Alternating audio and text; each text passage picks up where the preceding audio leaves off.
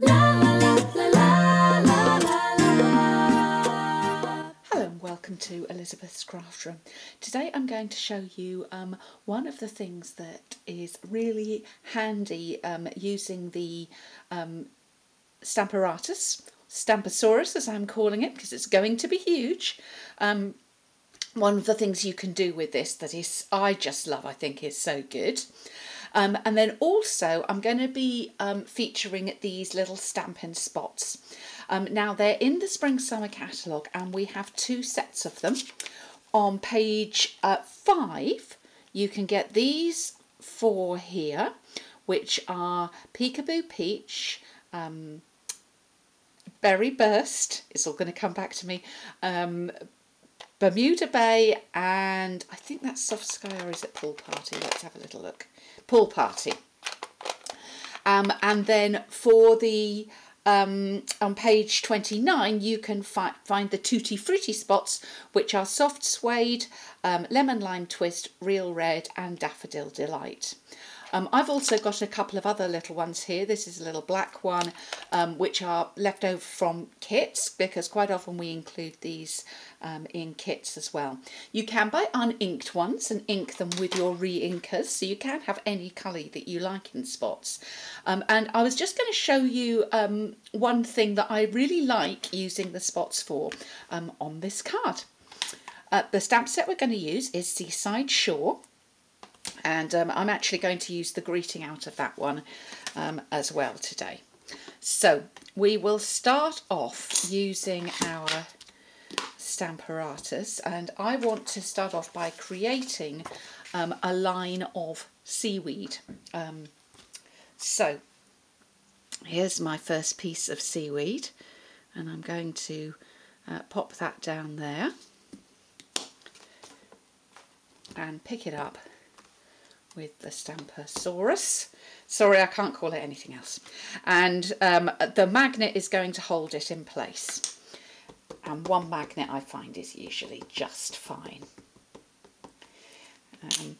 I'm preferring to use the mat underneath, even if I'm using a rubber stamp. That's just my own particular choice. Some people are not doing that, but your choice.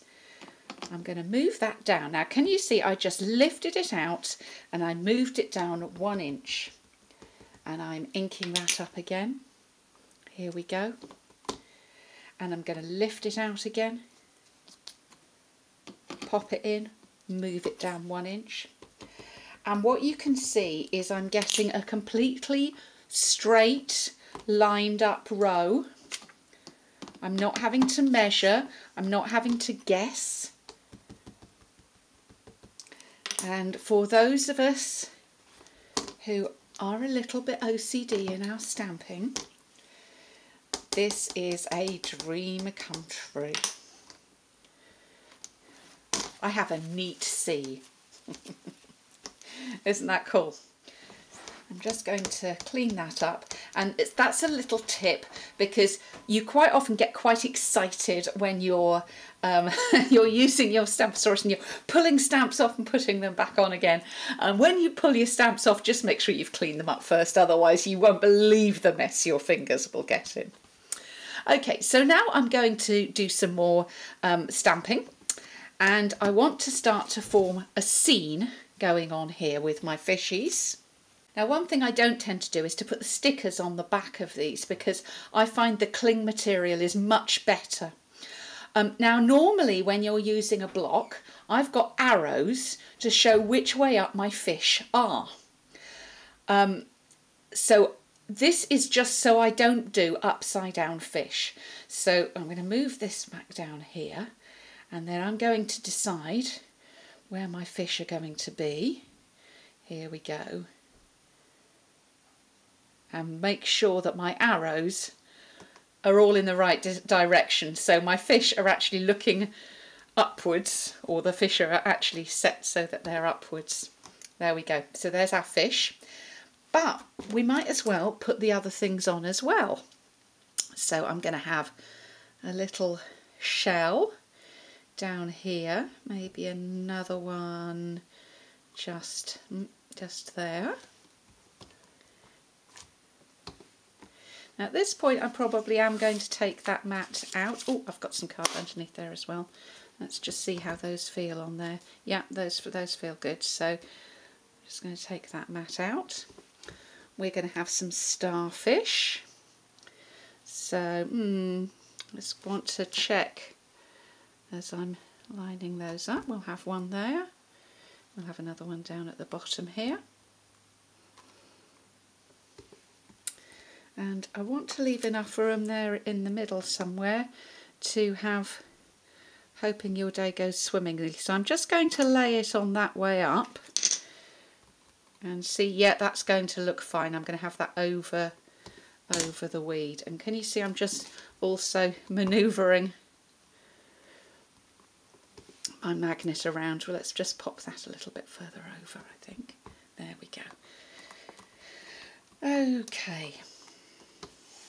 Now, having put them all on like that, if I'm going to ink up with a regular size ink pad, everything's either going to be the same colour or we're going to kind of struggle a little bit with that.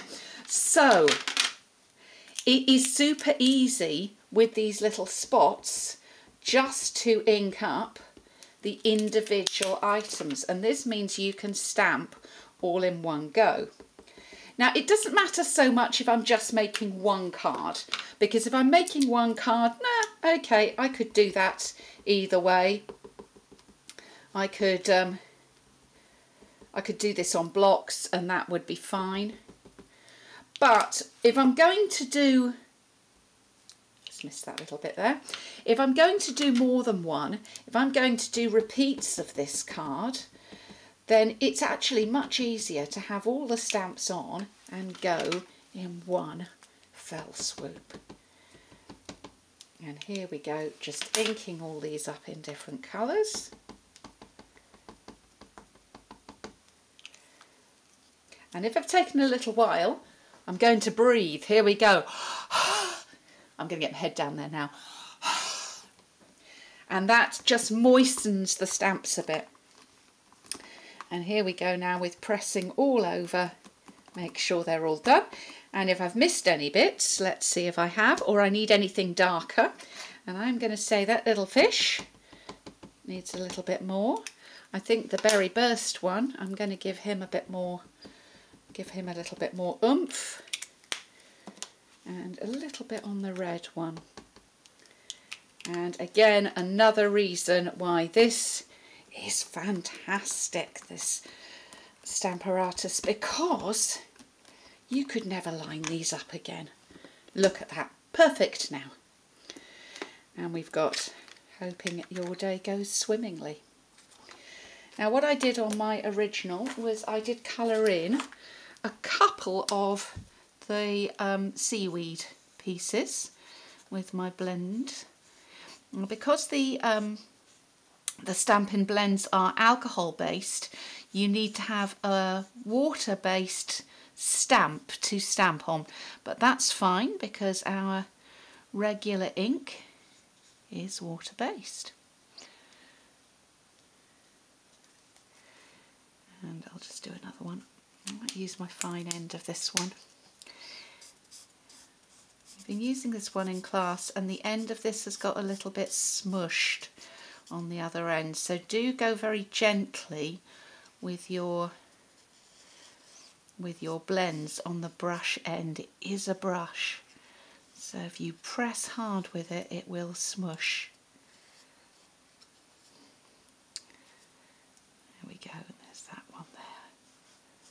I need to do two. And I could go on and colour all of those in, but I quite like the look of a little bit there and a little bit not. And we've got one final thing. Now the reason I'm not doing this on the Stamparatus is because I want these randomly all over the place, so it's much quicker than just to do these with, there we go, just with the blocks separately.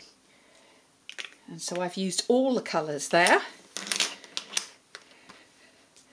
and I'm picking out this time the berry burst as the colour of this fish this time, and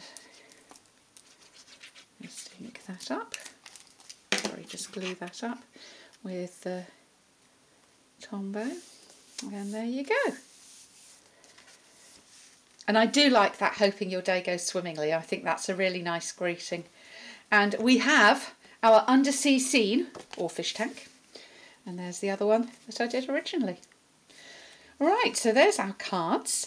Before I finish, a couple of tips. You might have seen this anyway as I was working with these, but when I have the stamping spots, I always punch out a little square of the cardstock, or you could even stamp an image onto a little white piece and pop it, glue it onto the bottom of the box. It means that when these two pieces are separate, you can work out what colour that is, because they all look the same once you've got the lids off, more or less, and you can find the right lid to go back onto it. My other tip is store it upside down. You want the ink to go to the surface of the little felt piece. And these are our traditional felt pads. They can be re-inked over and over again, so they never need run out. So whether you're collecting some inks and you don't have very many colours, that would be a good reason for having the little stamping spots, or whether, like me, you actually do have all the colours, but it's quite handy to have little ones from time to time, then that's another good reason for having them. So thanks for visiting Elizabeth's Craft Room today, and I look forward to welcoming you back again soon.